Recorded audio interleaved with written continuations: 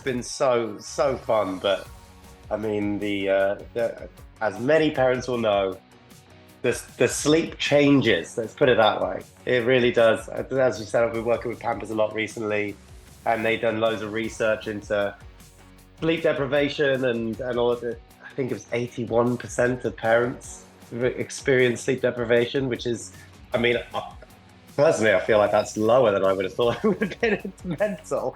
It's really, but the maddest thing about it that I think is that you still love them.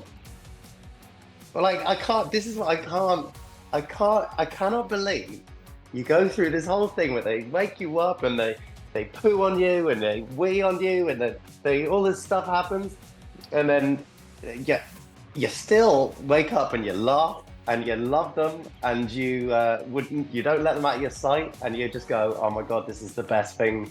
Weirdly, still, it's the best thing that's ever happened to you. And believe you me, some cool things have happened to me before this. 7K to go. Oh my God, it's tough. It is way tougher than I thought it was going to be. Yes, Joel! You recently ran the marathon in Piranha, which I think is absolutely mad in the first place. And also while juggling being a new dad. I mean, what was it like? It was hard. It was very difficult. It was, but I wouldn't change it for the world. It was really great. Like, it was the long runs and the training. That was the hard part because the short runs in the training are fine when you're going off and doing 5K, 6K, 8K, whatever. You can kind of be like, oh, I'll see you later. I'm just popping off for half an hour, 40 minutes. You can kind of get away with that. But then when it gets towards the end and you're just like, hey, Anna, I'll see you in 2.5 hours. I'll be back in a bit. And she's like, sorry, what?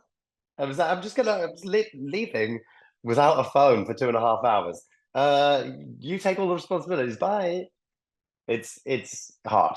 But we made some amazing money for an incredible charity, and the producers messaged me afterwards and said, "Oh, just out of interest, do you think you'd do it again next year, as in a different Masked Singer costume?" And I was like, "No, absolutely not. It's so hard. I was destroyed for like a week, almost 2 weeks, and now I'm starting to think I might do it again. I'm starting to think I might do it again because I think it was so fun. The costume sort of fell apart." And I did too. We all fell apart in that scenario. The costume was a metaphor for me. And what happened was basically, so I did a little test run. The costume is made down in Brighton. So I drove down to Brighton. I did a 3-mile run in the costume. And I picked a terrible time to do the training run because I didn't even think about this. When you're running in the London Marathon in a Piranha costume, it's amazing because there's loads of other people dressed up. You know, you're in a marathon, there's people cheering, everyone knows what's going on. When you're running on the streets of Brighton by yourself in a fish costume, it's a different vibe.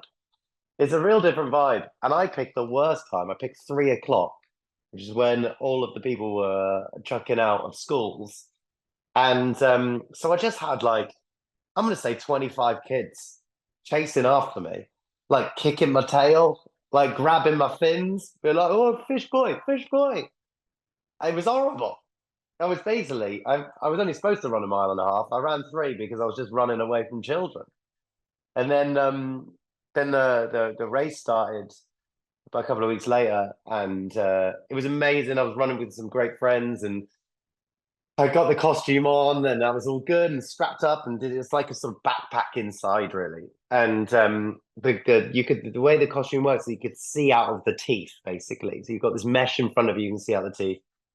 And I was walking to the start line, and then the whole costume like fell down. So a strap broke on the inside, and it all fell down. So where it went from being able to see out the front, I could only see people's feet. So like I couldn't see anything, and I knew I couldn't do anything about it at that point because I was running. And so I was like, we were then on the start line. You had to do it, and it just every time I took a stride, the whole fish just like hit on my head. So it's like about 8 kilos every second, just hitting me on the head like a metronome. And that the inside of it's all felt. And I was okay for the first 10 miles. I was like, okay, I've got this, it's absolutely fine. And I was running after my friends, so I was like look at their feet, and that was okay. After about 10 miles, I looked down and I realized that there was like a little pile of my hair. So literally, like the felt on the inside was like brushing the top of my head and brushing off hair. And I was then you got 26 miles. You can't stop. You got 26 miles of you in your head where you're just being. I was like, I'm gonna have a bald spot. I'm gonna have a bald spot on the front of my head. The worst place to have a bald spot. No one's got a bald spot on the front of their head. There is no hair transplant in Turkey that can sort this out. And so I'm just then worrying about that. I'm worried about having a mild concussion by the end of it. It's just, oh my God, it was like so tough. And so in the end, I took my hands out of the fins, I grabbed the costume, sort of pulled it into me. And so I just had the costume against my head and was running with it against my head. And that's when I had to slow down because my back started really hurting and then my legs started killing because it was just running in such an odd fashion. But I did it, and like I say, it's I'm very cheesy, but trying to sort of remember the reason why you're doing it and all of the people in the shooting star hospices who the money is for, and realizing how lucky I am to be running it in the first place and how many people sort of enter the ballot and don't get in and all that stuff. So I felt that, you just got to realize how fortunate you are. Amazing. And you say you want to do that all again next year? Well, that's the thing. If there's a costume that I can do it in, I don't know the costumes until I get there on the first day of filming. Like, do people think like, oh, I know who's in the costumes and I know what the costumes. I genuinely don't know. So when I'm on stage in front of 500 people or whatever's in the audience, Jonathan Ross is there, Davina's there, and I go, and the first matchup is knitting versus grandfather clock. That's the first time I've seen it, and I'm like, what is this show, man? It's absolutely ridiculous. What's the sort of future of The Masked Singer look like? Fingers crossed, genuinely. The spin-offs have done really well, and rightly so, because it's just such an event television. So the I'm a Celeb one does really well because it goes straight into the first show, and that was great. We had Joe Pasquale dressed as a toilet. There's nothing like that's just good telly, isn't it? And so that was genuinely fun. And the Christmas special as well on Christmas Day. I mean, what a dream come true to be a part of a television show that is on Christmas Day, and it's great, man. I really feel like I'm very lucky to be a part of it. I didn't realize how lucky I was, really. I mean, I really, I always knew it was a great show, but now that I've got a family and I realize what it means to families to sort of enjoy television together, and it's really incredible. I feel very lucky.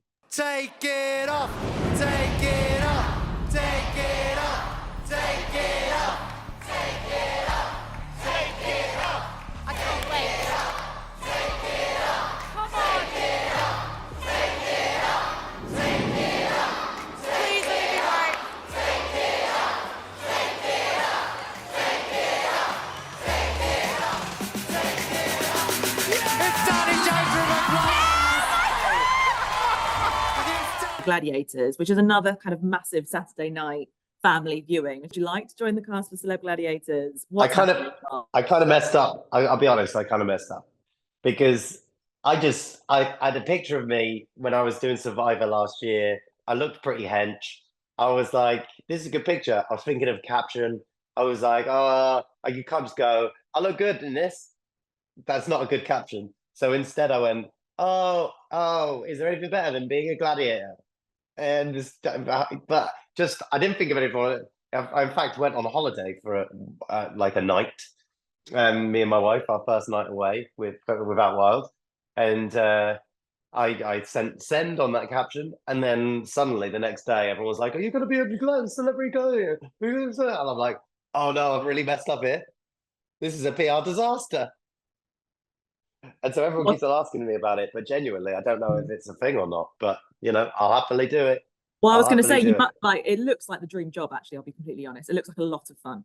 It does look absolutely amazing. I genuinely know some of the gladiators, and It's and I've I used to train with them, and I've known them for a while, and it's like it's the dream job for them, and it's they've done it so well, and Bradley's brilliant, and it's like I love that it feels old school, and it's the same as Mars Singer. It brings a bunch of people to television um, that hasn't previously been done. It's like if you can get those shows which bring in 38-year-olds like myself and 8-year-olds, you are doing something amazing. You're creating something incredible. And Mars Singer does that. Gladiators certainly does that. And it feels like that is kind of what Saturday Night Tally is about. It's about bringing people together and bringing families together to enjoy something,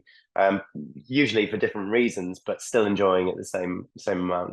We're in like a really good time for Saturday telly, actually. I genuinely, when Gladiators was on, it was on just before Mars Singer, and it would be like Gladiators, Mars Singer, Michael McIntyre's Big Show, Anna Dax Saturday Night Takeaway. I'm like, when you list these shows that are on telly at the moment, you're just like, oh my God, it's so great. Like the stuff that we are making is just brilliant. It's so brilliant. It feels so entertaining, and I feel really lucky. I mean, I feel like 10 years ago, you would have like one of those shows every 6 months, and it's like now we've just got all these shows happening all the time.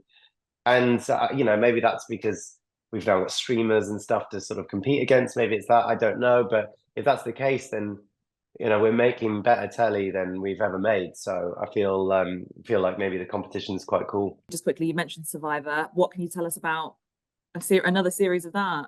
We don't really know yet, to be honest. It's again, I think it was sort of Gladiators was such a hit, so that's the BBC is sort of working on that, and so we're sort of waiting to hear. And it's also like a big year in terms of like Euros and the Olympics, and there's just a lot going on, I think, televisually. So we might wait till next year to make it, but we'll see. I'm always the last person to hear of these things, so it's unfortunately I just sit there and hang out, and then someone calls me and go into the Dominican Republic 2 weeks, go. It's and this isn't sort of faux humble. I genuinely really love it, and I really feel grateful that I'm able to do this, and I try my best to sort of stay busy and work hard and the only ways I can. And people say that I'm like, I'm on lots of telly shows, and I genuinely don't really know still to this day how. Because you're beloved, that's why, Joel. Thank you. Thank I'll you, take yes. that. I'll take that.